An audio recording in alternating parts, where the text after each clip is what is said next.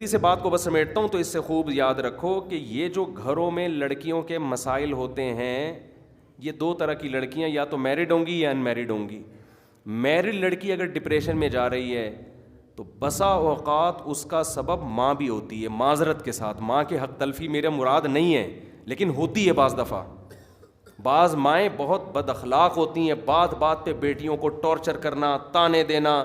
میں خدا نخواستہ بیٹیوں کو ماؤں کے خلاف نہیں ورغلا رہا، مجھے ڈر بھی لگتا ہے ایسی بات کہتے ہوئے، لیکن ہمارے سامنے بہت سے ایسے کیسز آئے ہیں کہ جب ہم اس کی ہسٹری میں گئے، گہرائی میں گئے ہیں، تو پتہ چلا اس بچی کو بیمار بنانے والی اس کی اپنی اماں ہے. 99% مائیں ایسی نہیں ہوتی، لیکن 1% ایسی ہو سکتی ہیں. ماں کا بہت بڑا حق ہے، لیکن ماں کو شریعت نے یہ اجازت نہیں دی ہے کہ سختی کر کر کے بچیوں کو نفسیاتی مریض بنا دے. بہت سے کیسز ایسے ہیں کہ ماں بنا دیتی ہے. بعض کیسز میں بیٹے کو باپ ڈپریشن کا مریض بنا دیتا ہے. بعض کیسز، اکثر ایسا نہیں ہوتا، ماں باپ سے بڑا تو کوئی رشتہ ہے ہی نہیں، تو کہیں ایسا نہ ہو لوگ اپنے ابا اور اماں سے بدگمان ہونا شروع ہو. یہ بھی ڈر لگتا ہے، سائڈ افیکٹ بھی ہوتے ہیں نا، ہر صحیح بات کے کچھ سائڈ افیکٹ بھی ہوتے ہیں. لیکن بعض دفعہ ایسا ہوتا ہے تو آپ کی ذمہ داری یہ ہوتی ہے کہ آپ اس کی گہرائی میں جا کے دیکھیں اس کے ساتھ ہو کیا رہا ہے گھر کے اندر. بعض دفعہ پتہ، اور شادی کے بعد بعض دفعہ ساس کا سلوک یا شوہر کا سلوک ایسا ہوتا ہے یا نندوں کا جٹھانیوں کا ایسا ہوتا ہے جس کی وجہ سے عورت نفسیاتی مریضہ بن جاتی ہے. بجائے اس کے کہ یار ان کو الگ کیا جائے، ساس سے الگ کر دو، جٹھانیوں دیورانیوں سے الگ کر کے الگ گھر میں لے کے دو. لوگ کیا کرتے ہیں، خام خواہ کا اس کو بقراتیاں افلاطونیاں دکھا کے پھر جن چڑیل بھوت اور روحانی اور یہ سب کرا کے اس لڑکی کا اور زیادہ بیڑا غرق کر دیتے. اور ایسا بھی بعض دفعہ ممکن ہے کہ بہو ساس کو نفسیاتی مریضہ بنا دے، پاسبل یہ بھی ہے. جو ہلکا ہوگا نا، جو بھاری ہوگا وہ کیا آ جاتا ہے، مکھنچو ہوتا ہے، اس کو پتہ ہی نہیں ہوتا کہ گھما کون رہا ہے اور سیدھی سیدھی بات کون کر رہا ہے. وہ بھی جذبات سے متاثر ہوتا ہے، اس کو پتہ ہی نہیں چل رہا ہوتا یار میری بیگم صحیح کہہ رہی، میری اماں صحیح کہہ رہی، میری بہنیں صحیح کہہ رہی ہیں. ابے بھائی چھوڑ دو اس بحث کو، تم فلسطین اور اسرائیل میں کون صحیح کہہ رہا ہے کون کیا کر رہا ہے، اب ان کی لڑائی ہے، اس میں تو سلو کرانے کی کوشش کرو، کوئی مسئلہ حل کرنے کی کوشش کرو. نہیں ہوتا، الگ الگ باؤنڈری. یہ تمہارا انڈیا پاکستان کا مسئلہ حل ہوگا؟ بھائی باؤنڈری کھینچو یار، یہ تمہاری ادھر سے کوئی فوجی ادھر آیا نا خیر نہیں ہے، ادھر کا فوجی کوئی سلپ ہو گئی بھی وہاں چلا گیا خیر نہیں ہے، وہاں سے کوئی پھسل کے بھی آیا. ہم چائے ایک دفعہ پلا کے ہم نے بھیجا ہے، ہمیشہ دودھ پتی نہیں ملے گی. ایک دفعہ یہ نہیں کہ اب جو بھی آ رہا ہے ہم دودھ پتی، ہمارے پاس بھینس کا دودھ مہنگا ہو جائے گا بھائی، اتنی دودھ پتی کہاں سے لائیں گے ہم.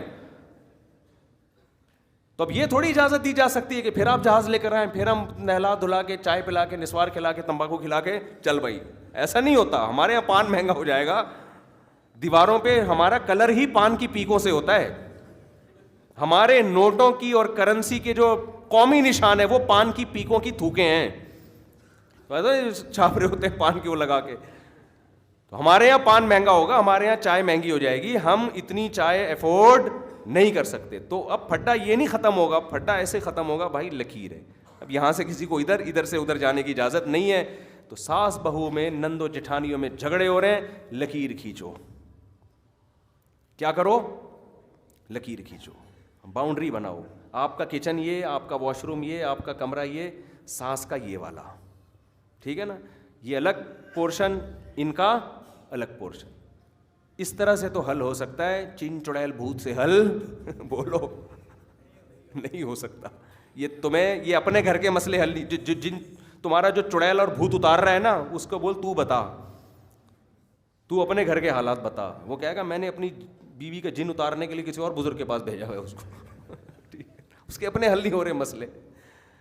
تو اللاجیکل کام آج مسلمانوں کا شیوا بن چکا ہے. بہت افسوس کے ساتھ کہنا پڑتا ہے. بیان کہاں سے شروع ہوا تھا کدھر چلا گیا، لیکن جو گیا بہرحال اللہ اسی میں خیر ڈال دے. مقصد تو ہوتا ہے کہ انسان کا بچہ، ہم سب انسان کے بچے بن جائیں، الٹی باتیں کرنا ہم لوگ چھوڑ دیں. اللہ تعالیٰ سمجھنے کی، عمل کی توفیق عطا فرمائے. یہ جو میں نے بتایا ہے نا کہ انڈیا پاکستان میں محبت ہو ہی نہیں سکتی، یہ موجودہ حکومت کے بارے میں، کہ جو انڈیا کی موجودہ حکومت ہے نا اس کی پالیسیوں سے لگتا ہے کہ نہیں ہو سکتی. باقی یہ مقصد نہیں ہے کہ ہماری خواہش ہے کہ محبت نہ ہو. ہم تو چاہتے ہیں کہ لڑائی کیا ہو، انڈیا پاکستان کی لڑائی ختم ہو، دونوں ملکوں میں تجارت کو فروغ ہوگا، اور وہاں کے مسلمان بھی یہی چاہتے ہیں، جو لبرل ہندو ہیں، جو پڑھے لکھے ہندو ہیں، وہ بھی یہی چاہتے ہیں کہ یہ لڑائی کیا ہونی چاہیے، پھڈے بازی ختم ہو، تجارت ہو، دونوں ملکوں میں آنا جانا ہو۔ یہاں کتنے سارے جو اردو اسپیکنگ ہیں ان کے اصل انڈیا سے آئے ہوئے ہیں۔ میرا بڑا دل چاہتا ہے کہ یار ہم جائیں اپنا سہارنپور دیکھیں، سنسارپور دیکھیں، دارالعلوم دیوبند دیکھیں، مظاہر علوم دیکھیں، تو یہ پھڈے بازی میں ویزا ہی نہیں ملتا، سمجھتے ہو؟ انڈیا میں بہت لوگ ہیں، بلانا چاہتے ہیں، آپ آ جاؤ، ہمارا بھی دل چاہتا ہے، ہمارے والد صاحب تو جایا کرتے تھے ہر سال۔ تو ہم نہیں چاہتے کہ یہ لڑائی ہو، دودھ پتی ایک دوسرے کو پلائیں، مگر اس اسٹائل، یہ والا اسٹائل نہیں ہونا چاہیے کہ آپ جہاز سے، جنگی جہاز سے نہ آئیں، آپ PIA سے آئیں۔ یہ جو آپ چائے پینے کے لیے ہواؤں جہازوں میں اڑ کے آ رہے ہیں، دھماکے کر کے چائے پی کے جا رہے ہیں، یہ چائے کا اسٹائل ٹھیک نہیں ہے۔ ہم چاہتے ہیں کہ آپ آئیں، محبت سے بتا کے آئیں بھی چائے پینے آ رہا ہوں، تاکہ ہم بھی جائیں چائے پینے کے لیے۔ کیا خیال ہے؟ دونوں ملکوں میں ایک دوسرے کے آئیں جائیں، ویزے ملیں، یہاں کے جو لوگ ہیں وہ وہاں جائیں، وہاں کے یہاں آئیں، تو اس میں تو فائدہ ہی ہے نا۔ نبی صلی اللہ علیہ وسلم نے فرمایا، صحیح بخاری کی حدیث، لا تتمنوا لقاء العدو، دشمن سے لڑائی کی کبھی امیدیں، تمنائیں مت لگاؤ، یہ نہ چاہو کہ ہماری لڑائی ہو۔ اصل اسلام میں یہی ہے کہ بھائی سلو۔ آگے فرمایا فَإِذَا لَقِيتُمْ فَاصْبِرُوا، ہاں اگر لڑائی میں جھونک دیا جائے تمہیں تو پھر تم نے جواں مردی سے لڑنا ہے، پھر بزدلی نہیں دکھانی ہے۔ تو اسلام کا موقف اس بارے میں 2 اور 2 4 کی طرح واضح ہے۔ سمجھتے ہو کہ نہیں سمجھتے؟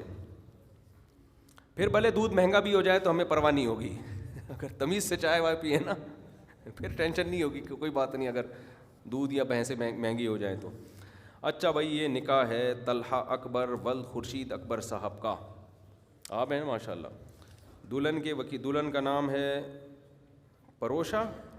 پروشا شکیل بنت شکیل اختر، اور دلہن کے وکیل ہیں شکیل اختر۔ کہاں ہیں بھائی دلہن کے وکیل؟ جناب شکیل اختر صاحب، آپ نے مجھے اجازت دی ہے کہ میں 75,000 مہر میں پروشا شکیل بنت شکیل اختر کا نکاح طلحہ اکبر خورشید اکبر سے کروں، اجازت ہے؟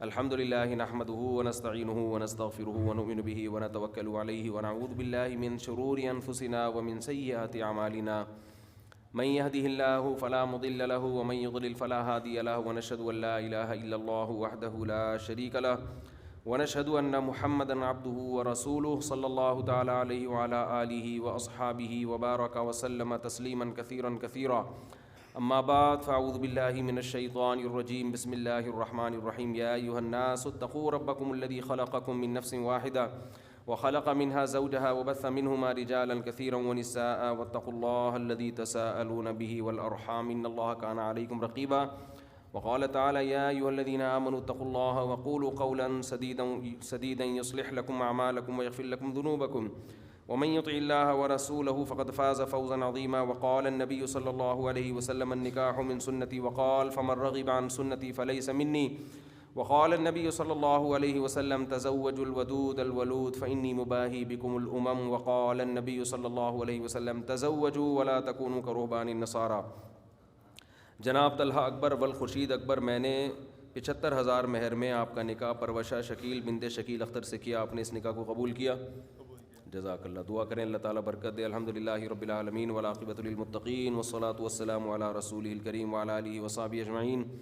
اے اللہ اس نکاح کو اپنے دربار میں قبول فرما، اس کی برکتیں زوجین کو کامل طور پہ نصیب فرما، تادم حیات کامیاب ازدواجی زندگی نصیب فرما، آپس کے اختلاف انتشار سے، لڑائی جھگڑوں سے، ہر قسم کے شر سے اللہ ان کی حفاظت فرما۔ اے اللہ اس نکاح کو دونوں کے خاندانوں میں جوڑ کا ذریعہ بنا، دونوں کے خاندانوں میں محبت الفت کا ذریعہ بنا، دونوں کے خاندانوں کو آپس کے اختلاف انتشار، لڑائی جھگڑوں سے، ہر قسم کے شر سے اللہ محفوظ فرما۔ جس کی جو جائز مراد ہو اللہ اس کی مراد کو پورا فرما۔ ربنا آتنا فی الدنیا حسنۃ وفی الآخرۃ حسنۃ وقنا عذاب النار۔ صلی اللہ تعالیٰ علی خیر خلقہ محمد وعلی آلہ وصحبہ اجمعین برحمتک یا ارحم الراحمین۔ اللہ بہت مبارک کرے آپ کو جی۔ ادھر آؤ، ادھر آئیے، اتنی زور زور سے، یہ میرا بیٹا ہے آمین کہہ رہا ہے بہت زور زور سے شادی میں، آ جاؤ، شاباش۔ اس کی مجھے آمین پہ ہنسی آ رہی تھی، ادھر آ جاؤ یار، ادھر آ جاؤ، میں دعا مانگ رہا ہوں نا اللہ ان کو کامیاب کہہ رہے ہیں آمین زور زور سے۔ اس کو یہ ہے کہ میری بھی شاید ہو جائے گی۔ یہ انڈیا پاکستان کی بات چل رہی تھی نا، اور نکاح بھی میں نے پڑھایا، تو ایک دم مجھے نکاح کے دوران ایک بات یاد آئی کہ اگر انڈیا پاکستان والے آپس میں شادیاں شروع کر دیں تو کتنے اچھے تعلقات ہو جائیں گے نا۔ کیا خیال ہے؟ میری بھی انڈیا میں شادی ہوتے ہوتے رہ گئی، ویزا ہی نہیں دیا مودی صاحب نے نا, ویزا ہی نہیں مل رہا. تو اگر یہاں والے وہاں, وہاں والے یہاں کریں تو کتنا اچھا ہو جائے گا. لیکن یہ بھی ایک شادی میں ممکن نہیں ہے, 2-4 شادیوں کا رواج ہو. وہاں کے مسلمان جو مرد ہیں 2 شادیاں وہاں کی کریں, 2 پاکستانی لڑکیوں سے کریں. یہاں کے پاکستانی بلکہ فوجیوں کی کراؤ حقیقت ہے. ابھے نندن کی ایک شادی یہاں کراؤ, کیا خیال ہے؟ کوئی ہندو دیکھ لو, ابھے نندن تو میرے خیال نام سے لگ رہا ہے ہندو ہی ہے نا, تو کوئی ہندو دیکھ لو یہاں پہ, 2 ہندو یہاں کی ابھے نندن سے, 4 ہندو کرا دو جب کرا ہی رہے ہو. ان کے ہاں تو کوئی مذہب پہ کوئی ہے ہی نہیں نا, تو جتنی چائے کر لو, ہمیں کوئی اعتراض. پھر چائے بھی آپ کا سسرال پلائے گا آپ کو, یہ ذہن میں رکھنا. تو چلو 2 سے شروع کرتے ہیں نا. 2 شادیاں ابھی نندن کی یہاں ہندو لڑکیوں سے ہو جائیں, اور یہاں کے ہندوؤں کی وہاں کی 2 ہندو لڑکیوں سے ہو جائیں. یہاں کے مسلمانوں کی 4 شادیاں, ایک مرد کی وہاں 4 عورتوں سے, 2 یہاں کی, یہاں والے کہاں جائیں گے پھر, 2 یہاں سے اور 2 وہاں سے. وہاں کے مسلمان کی 2 وہاں سے 2 یہاں سے. دیکھو تعلقات اچھے نہ ہو تو میرا نام بدل دینا, باؤنڈری ختم ہو جائے گی بھائی, باؤنڈری ختم ہو جائے گی. بولے میں اپنی نانی سے ملنے جا رہا ہوں تو مجھے بارڈر پہ کیوں چیک کر رہا ہے بھائی, تو جو بارڈر پہ کھڑا ہوگا اس کی خود ممانی یہاں رہتی ہوں گی. تو یہ بہت بہترین ذریعہ ہے تعلقات کو بحال کر دیا. دیکھو نبی صلی اللہ علیہ وسلم نے حضرت ابو سفیان کی بیٹی سے نکاح جس دن کیا, اسی دن سے ابو سفیان کی دشمنی آپ سے کم ہو گئی. نکاح بہت بہترین ذریعہ ہے جوڑ کا, مانے کوئی نا, ہماری پالیسیوں پہ عمل